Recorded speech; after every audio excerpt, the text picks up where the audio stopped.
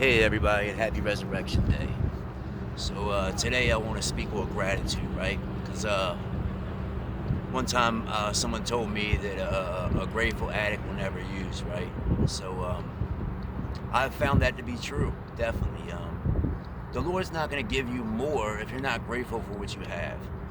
Why would He make you a 100,000 if you don't even know how to do the right stuff with 1,000?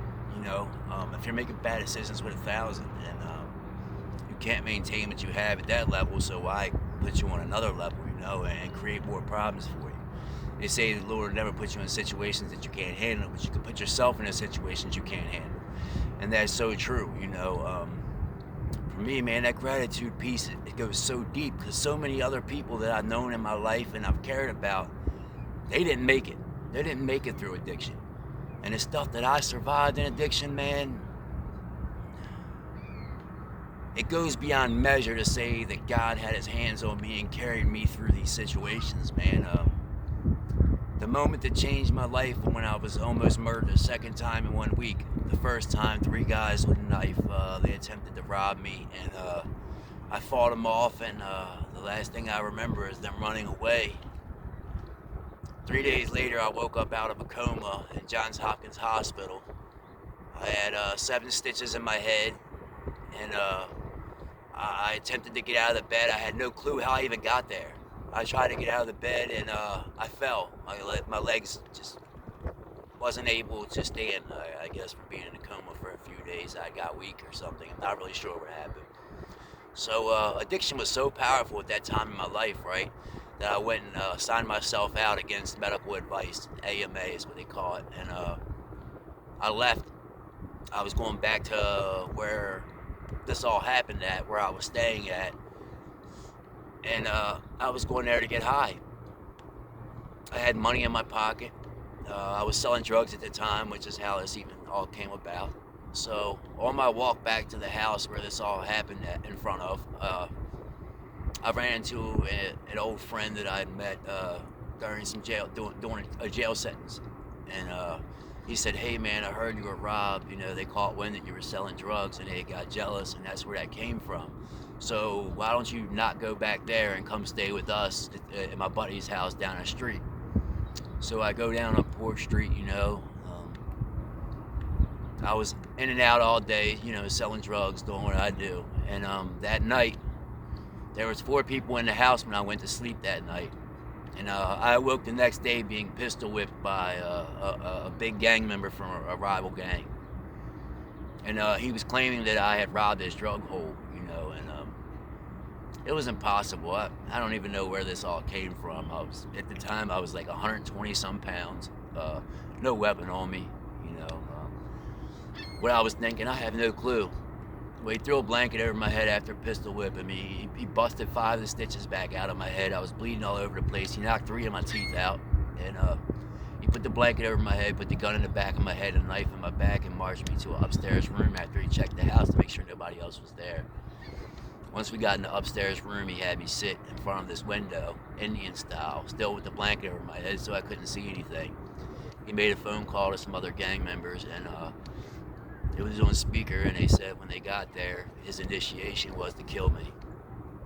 So at that moment, all them days that I said I would get high to the day I die, all that went right out the window. I realized at this point that I wanted to live. I had so much to live for, and I started thinking of all the things that I had to live for. Then I started thinking of the changes that I needed to make in order to be the father that I was prior to addiction to my kids, And I went to reach in my pocket because I thought I still had heroin in my pocket, and when I reached in my pocket, it was gone. At that time, I began praying that he would use my heroin and that he would go out, and sure enough, he did, and he went out. And I remember asking God for him to stay asleep for at least 15 minutes. I was so shook up for the whole event, I was scared to even pull my head out from under the blanket. And I was never a man to fear anything prior to that day. So after he was asleep for 15 minutes, I poked my head out of the blanket, and he had a gun wrapped in electrical tape on one foot, a 380, and he had a knife wrapped in electrical tape sitting on the other foot. And my first thought was to kill him. And as I played the tape out, I could have made noise. We would have got to struggling for the gun. Who knows what would have happened? I would have won. He would have won. What's it matter? Scenario 2 was I got the gun, killed him, go to walk out the front door, and the other gang members are coming through, and they killed me that way. Or if I got away with it altogether, I didn't know if he took my video or sent it to anybody. I don't know what was going on, so I could have been arrested by the police and spent the rest of my life in jail. I'm a subsequent offender, which means any violent crime that I do, I'm getting a mandatory minimum of 20 years. So none of them was an option to me at this point in time. And for once in my life, I didn't want to hurt somebody, and I didn't want to kill somebody. And I prayed to God to give me vision and to get me out of this situation. And I looked at the window and I asked God, please don't let this window make any noise. If it don't make any noise, then I'm gonna go ahead and jump out the window. And I did. I was in the second story. I jumped out and I messed my leg up pretty bad, and I was covered in blood, and I was just a mess. And I was starting to get ill from not having heroin. So as I was running to get away, I ran across 4 effing drug dealers praying that I could get some heroin so I wouldn't be sick. And each of the drug dealers I passed gave me free heroin. So I continued running, and I ran past the Royal Farm store, and I remember asking God for some food. I was so hungry at this point, and a man bought me 2 donuts and chocolate milk, and I tore them apart. It was a few days before I'd eaten prior to this, and he went back in and got me more food, and then I was full. And I asked God for a cigarette. Man, God, I just really need a cigarette.